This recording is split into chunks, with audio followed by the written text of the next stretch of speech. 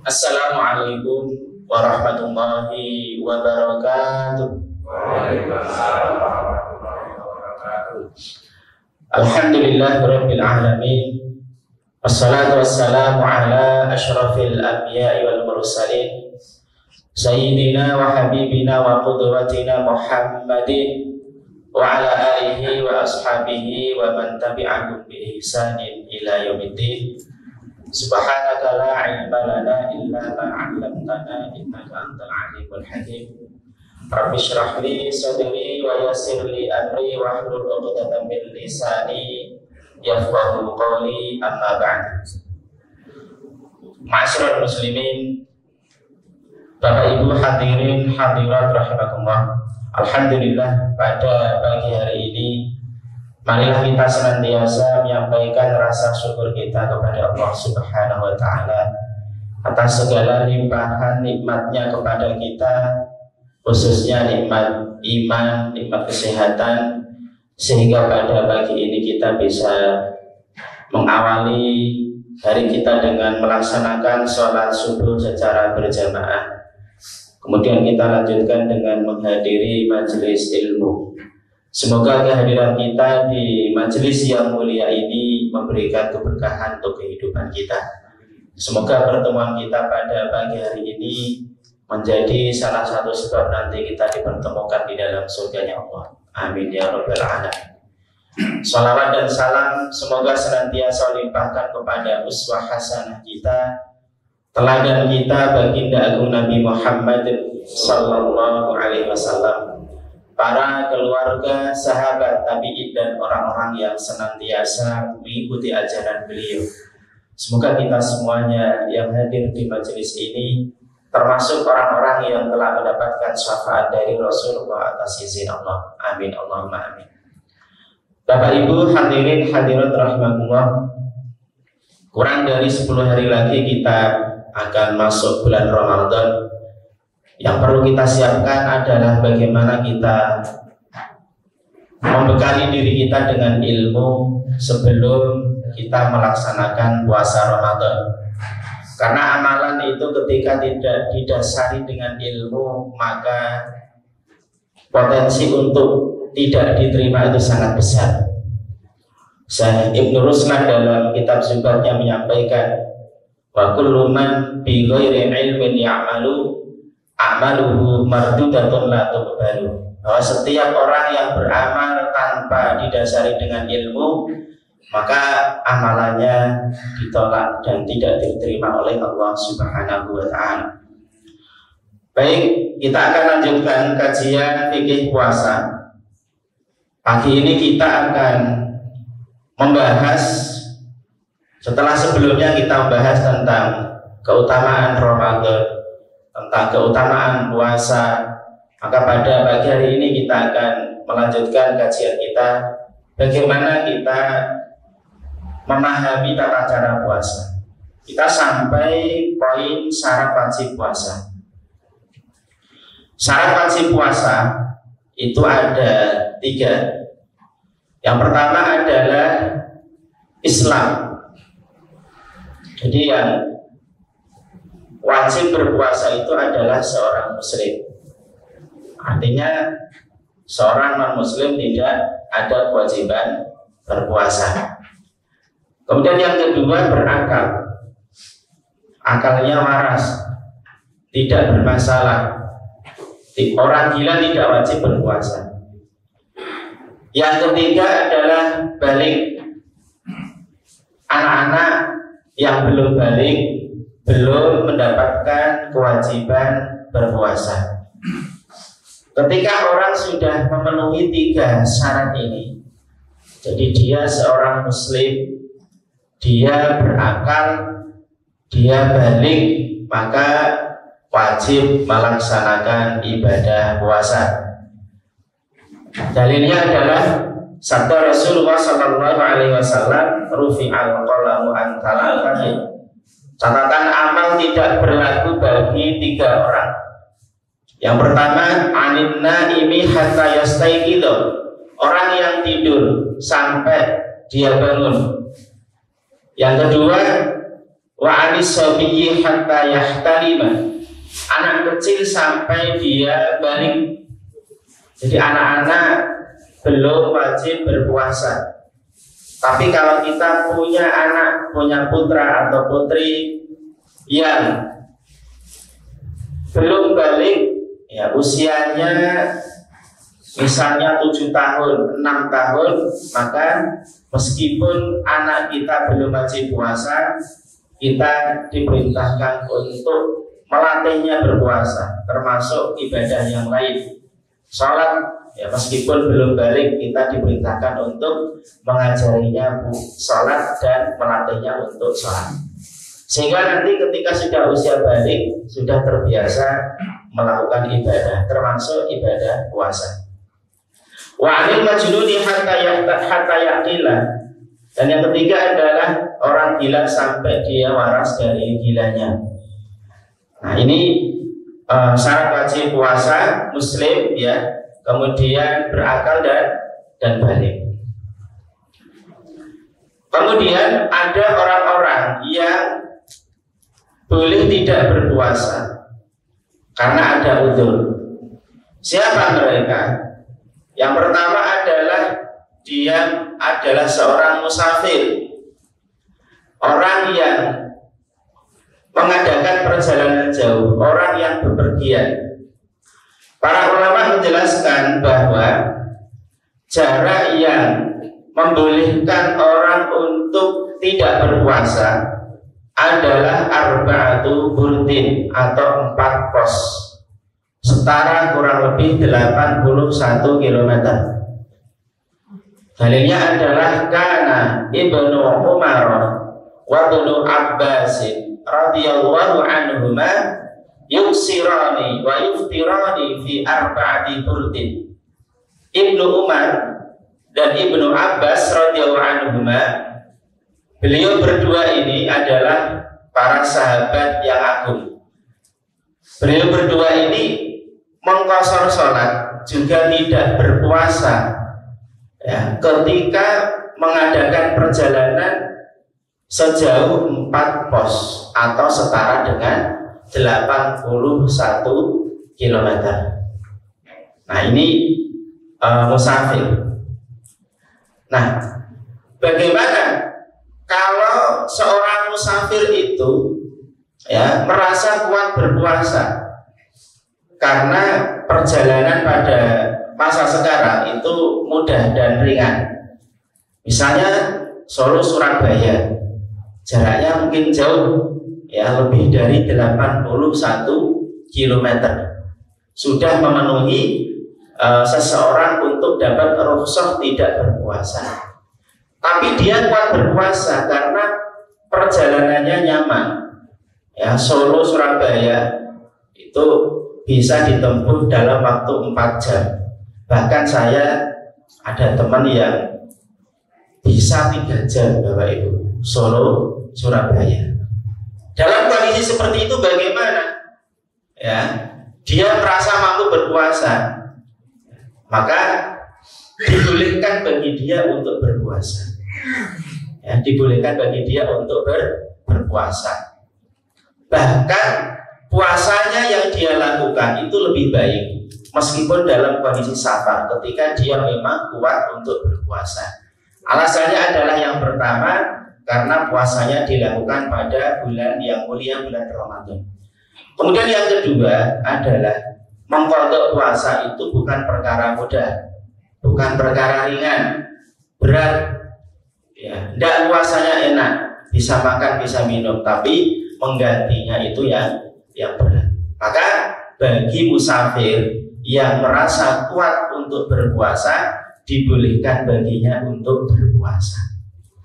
Nah ini di antara golongan yang mendapatkan rukhsah untuk tidak berpuasa, yaitu seorang musafir.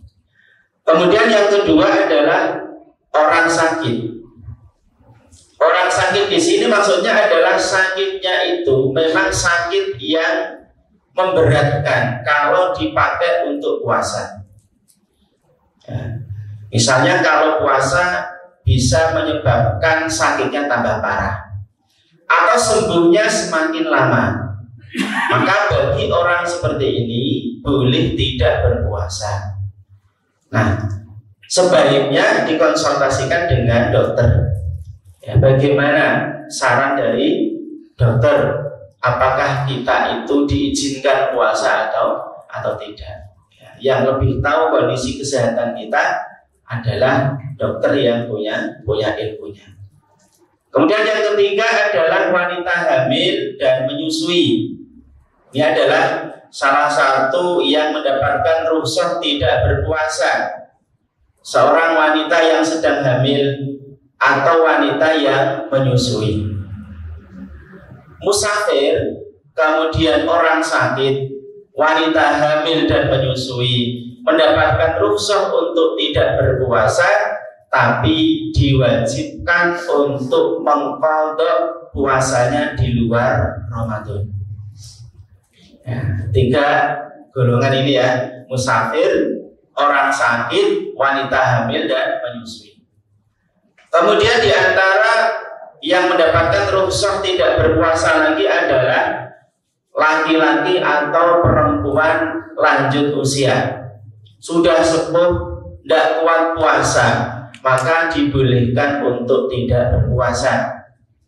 Dibolehkan tidak berpuasa. Dan nanti di luar Ramadan ya tidak wajib menggantinya. Wajibnya adalah membayar fidyah. Karena tidak mampu berpuasa, sudah tidak mampu secara fisik untuk berpuasa, maka tidak wajib mengganti. Wajibnya adalah mengqadha, wajibnya adalah membayar fidyah. Nah, ini 4 golongan manusia yang mendapatkan rukhsah tidak berpuasa. Pertama, musafir, ketika jaraknya adalah mencapai 81 km. Yang kedua adalah orang sakit. Yang ketiga wanita hamil dan menyusui. Dan yang keempat adalah lansia, orang lanjut usia. Kemudian syarat sah puasa. Kalau tadi syarat wajib puasa, sekarang syarat sahnya apa saja itu? Yang pertama adalah Islam, sama dengan tadi. Nah, jadi kalau ada orang non melakukan puasa, maka puasanya tidak sah, karena secara hukum dia tidak wajib puasa. Nah, kemudian yang kedua adalah berakal. Yang ketiga suci dari haid dan nifas. Jadi ibu-ibu ya, kalau sedang haid atau nifas, maka jangan memaksakan diri untuk puasa. Puasanya tidak sah. Yang keempat adalah pada hari yang dibolehkan. Nah, ini 4 syarat sah puasa. Selanjutnya adalah rukun puasa. Rukun puasa ini wajib dipenuhi ketika kita puasa. Kalau ada yang ditinggalkan, maka puasanya tidak sah. Apa saja itu? Yang pertama adalah niat. Niat puasa Ramadan. Dalam niat puasa Ramadan ini ada 3 syarat yang harus dipenuhi. Yang pertama adalah niatnya dilakukan pada malam hari. Tidak boleh dilakukan ketika masuk waktu sholat subuh. Ini untuk puasa wajib ya, puasa Ramadan. Niatnya dilakukan pada malam hari. Rasulullah SAW bersabda, "Man lam yubayyitis siyama qabla al-fajri fala siyama lahu." Barang siapa yang tidak melakukan niat pada malam hari untuk puasa Ramadan, maka puasanya tidak sah. Ini kalau puasanya puasa wajib. Tapi kalau puasanya puasa sunnah, maka beda. Untuk puasa sunnah boleh niatnya dilakukan pada pagi hari. Ya, misalnya hari Senin atau hari Kamis jam 7 pagi. Ya, selama orang itu tidak atau belum melakukan hal-hal yang membatalkan puasa, dia belum makan, dia belum minum, dia tidak melakukan hal-hal yang membatalkan puasa, maka pada waktu tersebut dia boleh niat untuk melakukan puasa sunnah. Ini yang dulu pernah dilakukan oleh Rasulullah SAW. Pagi-pagi tanya kepada istri beliau, apakah ada makanan pada hari ini? Istrinya menjawab tidak ada, maka beliau mengatakan, kalau begitu saya akan berpuasa. Ini konteksnya puasa sunnah, bukan puasa wajib. Kemudian syaratnya yang kedua adalah menentukan jenis puasa yang kita lakukan. Kalau puasa Ramadan, maka dibersihkan dalam hati kita bahwa yang akan kita lakukan adalah puasa Ramadan. Karena Rasulullah SAW menyampaikan, wa innama likulli imri'in ma nawa, dan setiap orang akan mendapatkan balasan sesuai apa yang dia niatkan. Maka ketika puasa kita itu adalah puasa Ramadan, niat kita melakukan adalah niat untuk melakukan puasa Ramadan. Kemudian yang ketiga adalah mengulang niat setiap malam. Jadi setiap hari butuh satu niat. Misalnya hari ini kita puasa, berarti tadi malam kita niat untuk berpuasa. Besok kita mau puasa, berarti nanti malam kita wajib berniat untuk puasa. Jadi setiap hari kita niat berpuasa. Ini menurut mayoritas ulama fikih. Sebagian ulama dari kalangan mazhab Maliki, mereka mengatakan bahwa untuk puasa Ramadan itu boleh niatnya satu kali di awal. Ya, satu kali di awal. Misal besok mulai puasa Ramadan tanggal 1, nanti malam kita boleh meniatkan diri kita untuk melakukan puasa untuk 1 bulan Ramadan. Ini menurut kalangan mazhab Maliki diperbolehkan. Tapi mayoritas ulama, jumhur ulama mengatakan bahwa niat untuk puasa Ramadan dilakukan setiap malam, bukan dirapel di awal Ramadan. Ini rukun puasa yang pertama, yaitu niat. Kemudian rukun puasa yang kedua adalah imsak. Imsak itu artinya apa? Artinya adalah tidak melakukan atau menahan diri dari hal-hal yang membatalkan puasa. Sejak kapan? Batasan waktunya adalah mulai dari terbitnya fajar, ditandai dengan masuknya waktu sholat subuh. Sampai kapan? Sampai terbenamnya matahari, ditandai dengan masuknya waktu sholat maghrib. Ini batasan kita untuk imsak. Maka ketika ada orang sahur, kemudian ya mendengar adzan berkumandang, tinggal 1 sendok, wah nanggung, dimakan.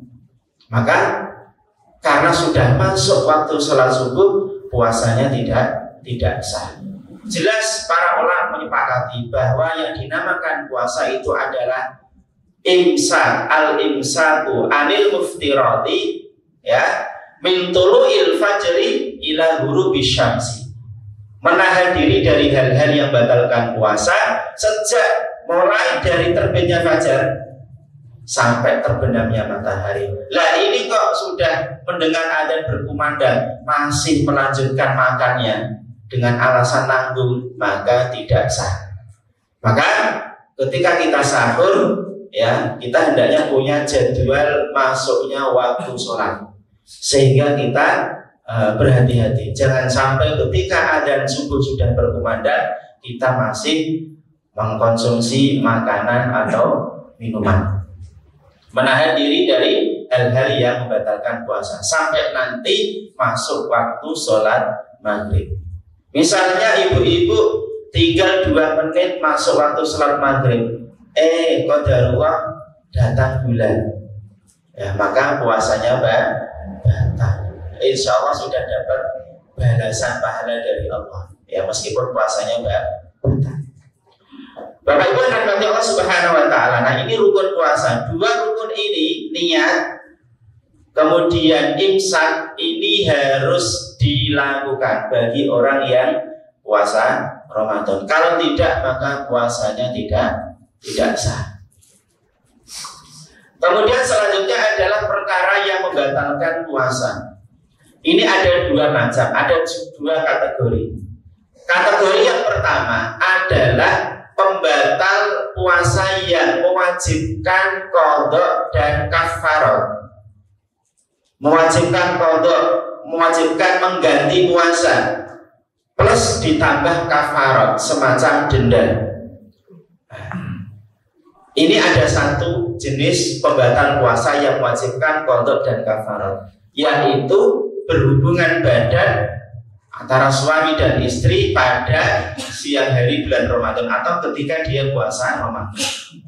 Ya, maka orang yang melakukan ini diwajibkan mengganti puasanya plus ya ditambah dengan kafarat. Apa kafaratnya? Ada 3 opsi. Opsi yang pertama adalah memerdekakan budak. Nah, sekarang sudah tidak ada budak. Adanya di Malaysia ini, budak-budak sedang belajar ya, di Malaysia itu budak itu adalah anak-anak kecil yang sekolah itu budak ya, bahasanya ya. Bukan budak seperti itu. Ya, yang dimaksud budak di sini adalah budak yang ya bisa dijual belikan. Seperti pada zaman sahabat, pada zaman Rasulullah banyak budak ya, ada dimerdekakan. Nah, sekarang tidak ada budak. Ya, tidak ada budak, berarti turun pada opsi yang kedua. Apa itu? Melakukan puasa 2 bulan berturut-turut.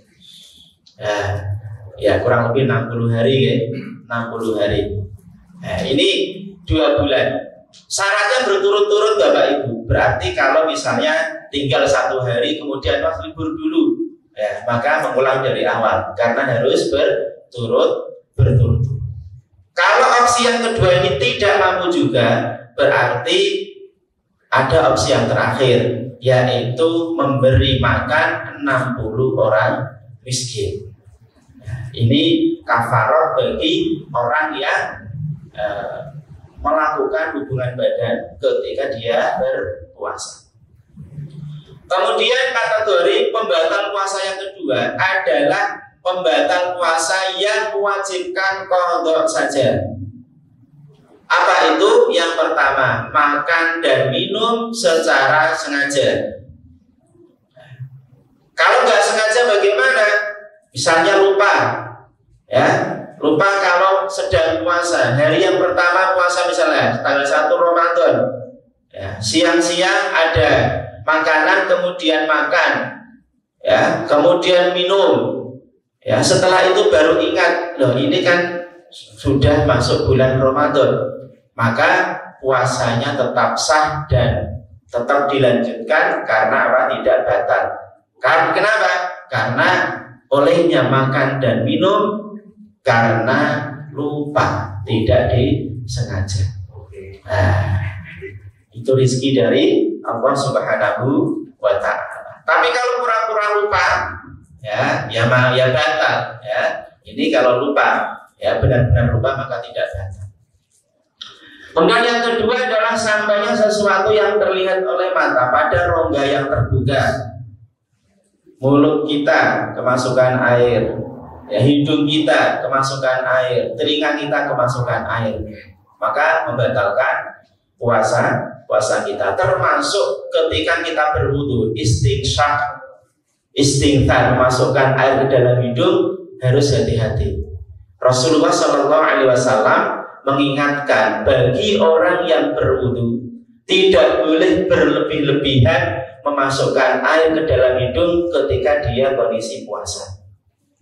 Kalau misalnya kita khawatir betul, wah nanti kalau batal nih puasanya, ya udah lebih baik gak usah dilakukan, ya, karena tanpa itu pun wudu kita masih tetap sah. Kalau kita sangat khawatir bisa membatalkan puasa kita. Yang ketiga muntah dengan sengaja. Yang keempat mohon maaf onani. Yang kelima haid dan nifas. Dan yang terakhir yang keenam adalah gila dan murtad. Ketika sedang berpuasa misalnya ada orang gilanya kambuh, ya, atau ya dia melakukan sesuatu yang membuat dia keluar dari Islam, maka puasanya batal. Misal, ya contoh, misalnya di tengah-tengah dia berpuasa, dia kemudian mengatakan, alah, sholat itu tidak wajib, sholat fardhu 5 itu tidak wajib, ya, maka berarti dia sudah terkategorikan murtad, menganggap apa? Sholat itu tidak wajib. Contohnya seperti itu, ya. Nah ini beberapa perkara yang membatalkan puasa dan mewajibkan untuk mengqadha puasanya. Kemudian sunah-sunah puasa. Ya, pada pertemuan sebelumnya sudah saya sampaikan bahwa yang mengetahui nominal pahala puasa itu hanya Allah Subhanahu wa taala. Maka Allah menyampaikan, ya, fa innahu li wa ana ajzi bi. Puasa itu untukku dan aku yang akan membalasnya. Maknanya adalah bahwa Allah lah yang mengetahui nominal pahala puasa kita. Ya. Semakin bagus puasa kita, semakin besar pahalanya. Puasa yang bagus itu yang seperti apa? Puasa yang sempurna itu seperti apa? Puasa yang memenuhi syarat wajib, rukunnya, syarat sahnya, plus ditambah melakukan sunnah-sunnah puasa. Apa sunnah-sunnah puasa itu? Contohnya mengakhirkan sahur. Jadi sunnahnya mengakhirkan sahur, ya, bukan mengawalkan sahur. Ya. Jadi kalau misalnya azan subuhnya jam 4:04, ya sahurnya jangan jam 12 atau jam 1. Nanti waktu subuh sudah lapar lagi. Ya, sunnahnya diakhirkan. Tapi bukan juga 5 menit sebelum masuk waktu subuh baru sahur. Nah, ini cari masalah. Ya diantisipasi sekiranya cukup untuk persiapan, kemudian cukup untuk makan, cukup untuk minum, cukup untuk gosok gigi misalnya. Ya, 3:30 kita sudah mulai melakukan sahur, ya, biar tidak terburu-buru. Jadi sunnahnya diakhirkan. Kemudian yang kedua, ya, menyegerakan buka puasa. Kalau sahur sunnahnya diakhirkan, buka puasa sunnahnya diawalkan, disegerakan. Begitu masuk waktu sholat maghrib, maka kita hendaknya segera membatalkan puasa kita. Wah, masih kuat, biar tambah pahala nanti pada tarawih bukannya. Ya, bukan tambah pahala, ya, tapi tidak nyunnah, ya, tidak sesuai dengan sunnah. Sunnahnya adalah disegerakan.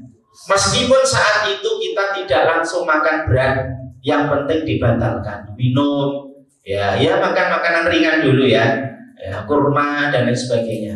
Nanti misalnya kita makan beratnya setelah tarawih. Karena memang ada sebagian, ya, saya itu ada teman nggak nyaman kalau langsung makan berat, ya, ketika maghrib itu. Ya, jadi makan ringan dulu, ya, pemanasan istilahnya, ya. Kemudian nanti makan beratnya selepas sholat tarawih. Yang penting begitu masuk waktu maghrib segera membatalkan puasa agar kita dapat sunnah menyegerakan buka puasa. Kemudian yang ketiga adalah berdoa sebelum berbuka. Ya, doa orang yang puasa itu adalah mustajab. Ya, kita perbanyak doa ketika kita berpuasa, ya, dan juga membaca doa sebelum berbuka puasa. Kemudian yang keempat, memberi buka kepada orang yang buka puasa. Ini pahalanya besar. Kita ngasih buka puasa 1 orang, kita dapat pahala puasanya 1 orang itu. Kita ngasih buka puasa 10 orang, kita dapat pahala puasanya 10 orang itu. syaratnya yang dikasih adalah orang yang puasa. Ya, jangan salah kasih. Ya, kalau yang dikasih orang yang tidak puasa, ya kita nggak dapat pahala karena dia nggak puasa. Maka yang dikasih adalah orang yang puasa, ya, dikasih bukan puasa. Kemudian yang kelima adalah bagi orang yang junub, orang yang hadas besar, ya, sunnahnya adalah melakukan mandi besar sebelum masuk waktu sholat subuh. Meskipun kalau mandinya itu setelah sholat subuh atau setelah masuk waktu sholat subuh juga sah. Ya, jadi ketika sudah adzan, sudah masuk waktu sholat subuh baru mandi janabat, maka tetap sah puasanya. Tapi lebih utamanya dilakukan sebelum masuk waktu sholat subuh. Yang keenam, menjaga anggota badan kita, lisan kita dan anggota badan yang lain dari hal-hal yang tidak bermanfaat. Jadi hal-hal yang tidak bermanfaat kita hindari. Ya, apalagi kalau itu hal-hal yang dilarang oleh Allah Subhanahu wa Ta'ala. Maka puasa itu ya tidak hanya sekedar tidak makan, tidak minum, tapi juga tidak melakukan perkara-perkara yang tidak bermanfaat, yang apalagi yang dilarang oleh Allah Subhanahu wa Ta'ala. Kemudian yang selanjutnya memperbanyak sedekah. Ya, sedekah yang terbaik afdhalus shadaqati shadaqatun fi Ramadan. Sedekah yang paling afdal, paling utama adalah sedekah di bulan Ramadan. Bisa kita persiapkan sejak sekarang. Kita selain persiapan ilmu, juga persiapan secara materi agar nanti di bulan Ramadan kita bisa bersedekah. Kemudian yang selanjutnya di antara sunnah puasa adalah menyibukkan diri dengan ilmu. Ada kajian kita hadiri. Ya, misalnya kajian menjelang buka puasa kita hadiri. Dan juga menyibukkan diri dengan Al-Quran seperti yang dilakukan oleh para ulama kita dulu. Ketika bulan Ramadan mereka sibuk dengan Al-Quran. Ada yang menghatamkan bacaan Al-Quran 2 hari sekali hatam, atau 3 hari sekali hatam, atau 1 minggu hatam. Ya, yang paling banyak itu adalah ada seorang ulama yang selama Ramadan menghatamkan Al-Quran sebanyak 60 kali. Jadi 1 harinya 2 kali, yaitu Al-Imam Asy-Syafi'i rahimahullah ta'ala. Karena beliau seorang hafid Quran, jadi tidak harus bawa Quran gede itu enggak, ya. Dalam perjalanan ya bisa melantunkan Al-Quran. Ya, itu beliau lakukan ya setiap harinya ya 2 kali khatam. Nah ini Bapak Ibu di antara hal-hal yang sunnah bagi orang yang puasa, yang kalau kita lakukan puasa kita semakin sempurna pahalanya. Bapak Ibu rahmati Allah Subhanahu wa Ta'ala. Kemudian ada istilahnya fidyah. Ya, selain qadha, kalau qadha itu kan mengganti puasa. Ada namanya fidyah. Fidyah itu ya adalah memberi makan kepada 1 orang miskin sebagai ganti dari puasa yang tidak dilakukan. Nominalnya berapa? 1 mud atau senilai 675 gram. Ya, ini fidyah diberikan ya dalam bentuk ya bahan makanan. Kalau diberikan dalam wujud uang, maka distandarkan dengan ukuran ya 1 porsi makanan. Ya, 1 porsi makanan. Kalau tidak diwujudkan dalam bentuk bahan makanan. Nah, siapa yang wajib membayar fidyah? Yang pertama adalah al-maridu alladzi la yurja bur'uhu, orang sakit yang secara ilmu kesehatan tidak ada harapan untuk sembuh. Ya, kalau dalam keimanan ya tentu Allah Maha Kuasa untuk menyembuhkan ya hambanya dalam kondisi apapun. Tapi kalau ada orang sakit secara ilmu kesehatan, secara medis itu tidak ada harapan untuk sembuh, maka orang seperti ini wajib membayar fidyah. Kemudian yang kedua adalah tadi sudah kita bahas, orang lanjut usia.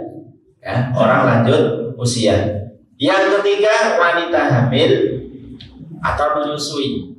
Ya, ini wajib membayar fidyah ya ketika tidak puasanya itu alasannya adalah mengkhawatirkan anak yang dikandungnya atau anak yang disusuinya.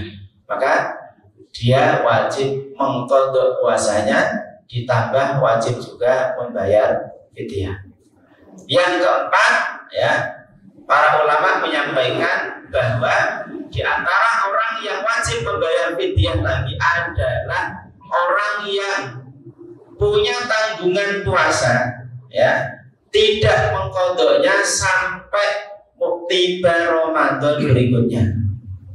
Misalnya Ramadan kemarin ya, ada orang punya tanggungan puasa, punya utang puasa. Nah, sampai nanti Ramadan tahun ini belum mengqadhanya. Maka para ulama mengatakan orang yang seperti ini dikategorikan orang yang lalai, karena ada waktu setahun kurang lebih ya 11 bulan untuk mengganti, dia tidak segera mengganti. Maka dia selain wajib mengqadha puasanya juga wajib membayar fidyah ya, karena dia sudah lalai dari kewajibannya. Nah, ini terkait dengan fidyah. Bapak Ibu yang dirahmati Allah Subhanahu wa taala. Kemudian ketika kita berpuasa ya, kita juga diperintahkan untuk menjauhi segala bentuk perilaku yang bisa merusak pahala puasa kita. Ya, jadi tidak sekedar orang makan nggak ngombe, tidak sekedar nggak makan nggak minum, tapi kita juga diperintahkan menjauhi perbuatan-perbuatan yang bisa merusak pahala puasa kita. Apa itu? Yaitu segala bentuk perbuatan maksiat. Contohnya berkata kotor, misuh-misuh, mencaci maki, ya, ghibah dan lain sebagainya. Ya, Rasulullah Shallallahu Alaihi Wasallam bersabda, "Man lam yada qaula zuri wal amala bihi, falaisa lillahi hajatun fi ayyada'a ta'amahu wa syarabah." Barang siapa yang tidak meninggalkan perkataan kotor, perkataan keji saat dia sedang berpuasa, maka Allah tidak membutuhkan puasanya itu. Artinya Allah tidak kasih pahala. Pahala puasa kita sudah rusak gara-gara apa? Perbuatan dosa yang kita lakukan. Maka ketika kita sedang berpuasa, kita menahan diri dari segala bentuk perbuatan yang dilarang oleh Allah Subhanahu wa taala. Lisan kita tidak kita gunakan untuk mengucapkan perkataan-perkataan yang kotor. Tidak kita gunakan untuk ngerasani orang lain. Tidak kita gunakan untuk memfitnah orang lain. Ini contohnya. Ya. Kemudian kita juga menahan emosi kita, menahan amarah kita.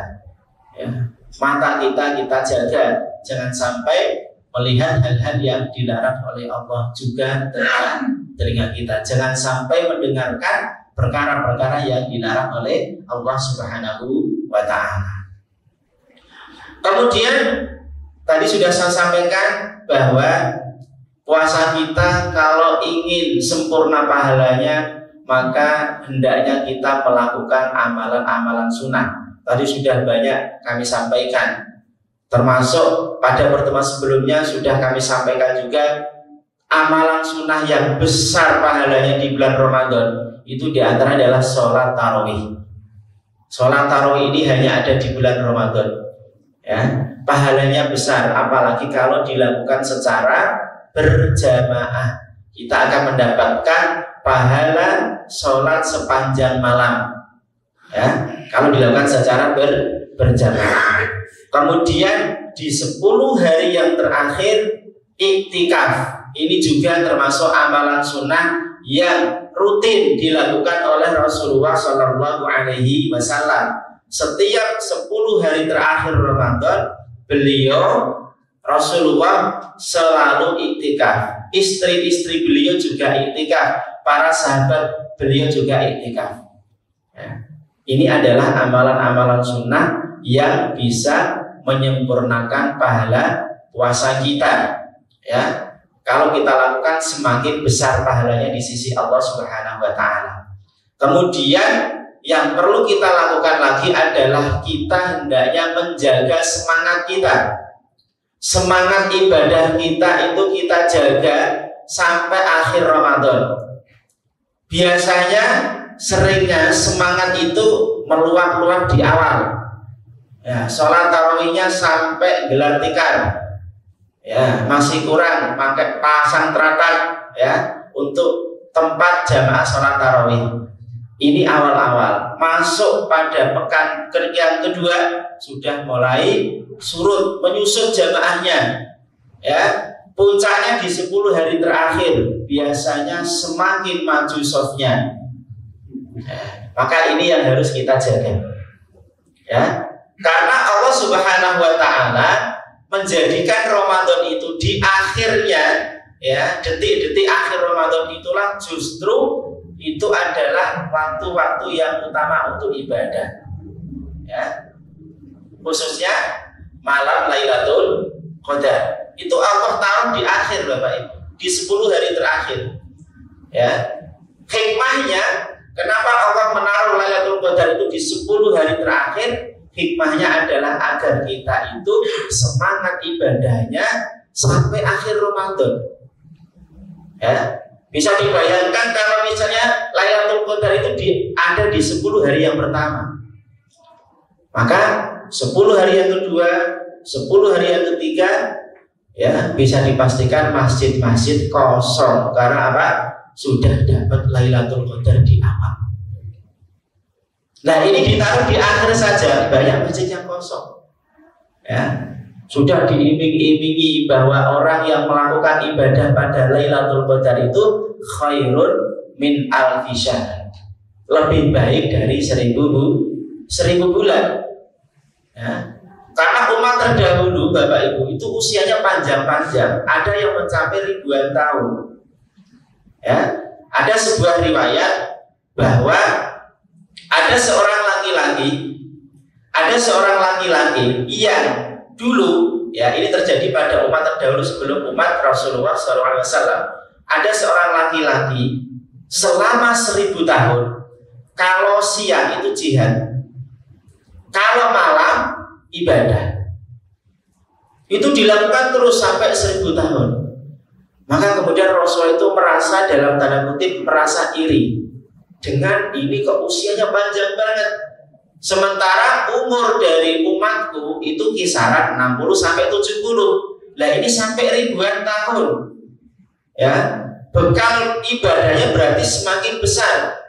Umatku kalah ini. Maka Rasul itu matur kepada Allah Subhanahu Wa Taala. Kemudian Allah menganugerahkan kepada umat Nabi Muhammad satu malam yang nilainya kalau digunakan untuk ibadah itu lebih baik dari ibadah selama 1000 bulan.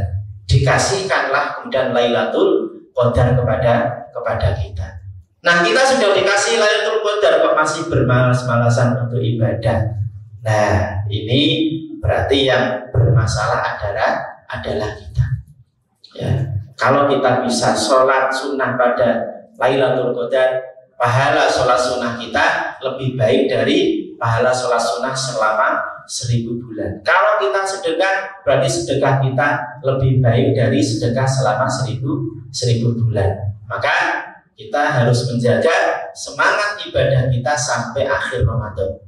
Rasulullah Shallallahu Alaihi Wasallam, beliau itu ketika masuk di 10 hari yang terakhir, idza dakhala al-ashru syadda mizarahu, beliau itu mengencangkan ikat pinggangnya. Bukan berarti mengencangkan secara hakiki, ya, bukan. Maksudnya adalah beliau itu semakin giat untuk beribadah, semakin bersungguh-sungguh untuk ibadah. Ini yang beliau lakukan. Yang kedua, beliau juga menghidupkan malam-malam di 10 hari terakhir dengan ibadah-ibadah sunnah, berzikir, berdoa. Dan yang ketiga yang beliau lakukan adalah wa aiqadha ahlahu. Beliau membangunkan keluarganya, diajak untuk ibadah. Ini yang dilakukan oleh Rasulullah Shallallahu Alaihi Wasallam di 10 hari terakhir bulan Ramadan. Yang paling akhir yang ingin saya sampaikan adalah kita jangan sampai menjadi orang yang merugi. Siapa orang yang rugi itu? Kata Rasulullah, yang pertama adalah dzukirtu indahu falam yusolli alayya. Orang yang mendengar namaku disebutkan tapi dia tidak bersolawat, ini orang yang merugi. Dalam hadis yang lain, orang yang tidak bersolawat ketika mendengar nama beliau disebutkan adalah orang yang bakhil. Ini yang pertama. Yang kedua adalah rajulun dakhala indahu dakhala alaihi Ramadan fansalakha qabla ayyum farolahu. Orang yang diberi kesempatan oleh Allah untuk bertemu dengan bulan Ramadan, tapi sampai Ramadan berakhir, sampai Ramadan selesai, dosa-dosanya itu belum mendapatkan ampunan dari Allah. Padahal di bulan Ramadan banyak sekali amalan yang bisa mendatangkan ampunan. Lah kok ada orang yang sampai Ramadan berakhir dosa-dosanya belum diampuni? Karena boleh jadi dia yang pertama tidak puasa. Ya, banyak kita dapati orang yang siang-siang Ramadan makan minum, ya ada seperti itu. Ya. Maka jangan sampai kita menjadi orang yang merugi. Kemudian yang ketiga kata Rasulullah adalah rajulun adraka indahu abawahu al-kibara falam yudkhilahul jannah. Orang yang diberi kesempatan oleh Allah mendapati orang tuanya yang dalam usia lanjut, sudah sepuh, tapi dia tidak bisa masuk surga karena tidak berbakti kepada orang tuanya. Jadi orang tua kita, kalau kita diberi kesempatan bisa merawat, ya ketika usia sepuh, itu adalah pintu surga bagi kita. Ya, maka kalau ada orang yang diberi kesempatan seperti itu, dia tidak melakukannya dan tidak bisa masuk surga, maka termasuk golongan orang yang merugi. Semoga Allah Subhanahu wa Ta'ala tidak termasuk 3 golongan orang yang merugi ini.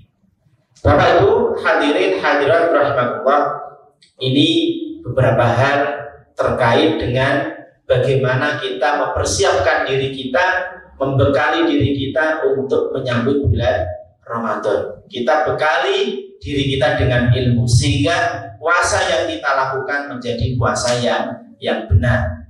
Ya. Kemudian kita menjaga semangat ibadah kita di bulan Ramadan. Semoga Allah Subhanahu wa Ta'ala memanjangkan usia kita, menyampaikan usia kita pada bulan Ramadan yang tinggal beberapa hari ini. Demikian yang bisa kami sampaikan pada kesempatan pagi hari ini. Semoga ada berkah dan manfaatnya. Aku qouli hadza wa astaghfirullah li wa lakum. Wassalamualaikum warahmatullahi wabarakatuh. Jazakumullah Ustaz Syekh telah memberikan pencerahan untuk fikih puasa. Yang saya tanyakan Ustaz, pertama mengenai niat. Kadang-kadang niat ini dianggap entah itu sepele, entah itu dianggap wah niatnya harus mati langsung dicapai, tapi nilai-nilai tarbiyah ini kan memang sok diabaikan. Kadang-kadang nilai tarbiyah terus dulu itu ada misalnya sebelum sholat itu ada istilahnya pujian-pujian menghafalkan sifat-sifat Allah wujud tidak bakal mutlak. Nah yang adanya pembaharuan itu yang dianggap sekolah bid'ah, surahnya tuntunan Rasulullah. Kadang-kadang seperti itulah nih. Nanti mohon pencerahan. Kadang-kadang niat juga kadang rasanya adalah apa-apa. Yang penting anti muluan. Pada nawa itu sama wadi'an ada ifartisya itu dulu didirikan pada anak-anak kita. Tapi kadang-kadang ya itu tadi seiring majunya zaman seperti itu. Jadi anak-anak tuh jangankan kok Asmaul Husna, sifat-sifat Allah aja kadang-kadang anak-anak kecil itu tidak tahu. Nah ini mohon penjelasan itu. Ini yang kedua itu aja. Malam Lailatul Qadar ini apa? Tanda petik apa betul-betul? Memang Lailatul Qadar itu ada betul apa itu? Kita hanya mengulang itu turunnya Al-Quran itu. Jadi itu turunnya Al-Quran di bulan Ramadan itu yang menjadikan seakan-akan kita tuh memperingati ulang tahun turunnya Al-Quran. Itu aja buat pesan. Terima kasih. Assalamualaikum warahmatullahi wabarakatuh. Waalaikumsalam warahmatullahi wabarakatuh. Oke, matur suwun Ustaz. Pasal saya bisa ya. Jadi yang pertama tadi terkait dengan niat, ya, at-talafut bin niyah. Ini ada perbedaan di antara para ulama. Bagaimana melafalkan niat? Kalau kita baca kitab-kitab seperti Al-Fiqh Al-Islami wa Adillatuhu yang ditulis oleh Syekh Wahbah Az-Zuhairi dan yang lain, kita akan mendapati banyak keterangan di sana. Mayoritas ulama itu mengatakan bahwa at-talafut bin niyah itu sunnah. Tapi ya ada tapinya, ada kelanjutannya. Tapi tempat niat itu di dalam hati. Artinya apa? Ketika kita melafalkan niat, contoh kita melafalkan niat nawaitu shauma ghadin adai sampai akhir, tidak hanya sekedar di lisan, tapi hati kita juga membersihkan niat bahwa besok saya puasa Ramadan. Membersihkan dalam hati juga, tidak sekedar di lisan saja. Kalau sekedar di lisan maka puasa kita tidak sah. Karena mahalun niat disepakati ulama adalah al-qalbu, adalah hati. Adapun at-talafutnya, melafalkan niat itu mendorong hati untuk membersihkan. Untuk membersihkan. Jadi itu. Jadi para ulama ya, mayoritas ulama mengatakan at-talafut bin niyah itu dianjurkan. Ya, tapi dalam hati wajib membersihkan niat ketika kita melafalkan niat. Ya, maka di sebagian masjid yang masih ada kebiasaan niat bareng-bareng, ya itu sebenarnya ada nilai positifnya. Apa nilai positifnya? Jaga-jaga kalau kita lupa niat. Kita tuh kadang saking sibuknya habis pulang kerja, buka puasa, setelah itu sholat tarawih, lali niat puasa, ya, lupa niat puasa. Maka dengan adanya niat bareng-bareng itu salah satu niat plusnya itu adalah biar kita tidak lupa. Tapi salahnya tadi saya pesan ya, ketika melafalkan niat, hati kita membersihkan niat juga, tidak sekedar di lisan saja. Itu yang pertama. Kemudian yang kedua terkait dengan Lailatul Qadar. Lailatul Qadar. Jadi Allah Subhanahu wa taala ya, berfirman dalam surat Al-Qadr, "Inna anzalnahu fi Lailatul Qadar." Ya, bahwa Lailatul Qadar itu ada di bulan Ramadan. Ya, ada di bulan Ramadan. Hanya saja waktunya itu agak ada yang tahu. Ya, yang tahu siapa? Hanya Allah Subhanahu wa taala. Hanya Allah Subhanahu wa taala. Yang tahu hanya Allah. Tidak ada yang tahu. Rasulullah juga tidak tahu kapan terjadinya Lailatul Qadar itu. Ya. Rasulullah pernah diberitahu oleh Allah Subhanahu wa taala, tapi kemudian dibuat lupa oleh Allah Subhanahu wa taala. Karena kalau dikasih tahu kan kepada para sahabat, repot nanti sampai kepada kita. Misalnya Lailatul Qadar itu tanggal 27. Wah, pasti selain 27 kita ya bermalas-malasan untuk ibadah. Begadangnya untuk ibadah hanya tanggal 27 Ramadan saja atau malam ke-27. Jadi ini adalah kesempatan bagi kita untuk memperbanyak bekal pahala ya dengan beribadah pada Lailatul Qadar. Sebenarnya kuncinya mudah Bapak Ibu. Gimana tuh caranya kita dapat Lailatul Qadar? Mudah, simpel. 10 malam terakhir itu kita manfaatkan untuk ibadah. Pasti kita dapat Lailatul Qadar. Ya. Meskipun kita nggak tahu pasnya itu malam yang keberapa, itu kan nggak penting ya.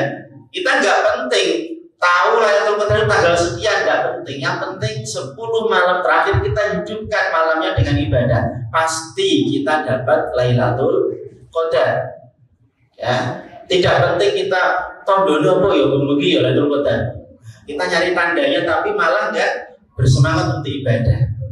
Ya, jadi simpel caranya. Kalau kita ini dapat Lailatul Qadar, manfaatkan 10 malam terakhir itu untuk ibadah, maka kita akan dapat Lailatul Qadar. Oke, Ustaz, itu barangkali. Kemudian tadi terkait dengan Al-Qur'an ya. Jadi Al-Qur'an itu diturunkan Allah dengan 2 model. Ya, dengan 2 cara. Yang pertama adalah diturunkan secara keseluruhan. Ya. Mulai dari surat Al-Fatihah sampai An-Nas, ya, sekali, ya, semuanya diturunkan secara langsung dari Lauhul Mahfuz ke Baitul Izzah, ke langit dunia. Ini yang terjadi pada bulan Ramadan. Ya, jadi Allah menurunkan Al-Quran secara keseluruhan dari awal sampai akhir, dari Lauhul Mahfuz ke Baitul Izzah. Itu terjadi pada bulan Ramadan. Sehingga apa? Sehingga biasanya di bulan Ramadan itu ada peringatan apa Bapak Ibu? Nuzulul Quran.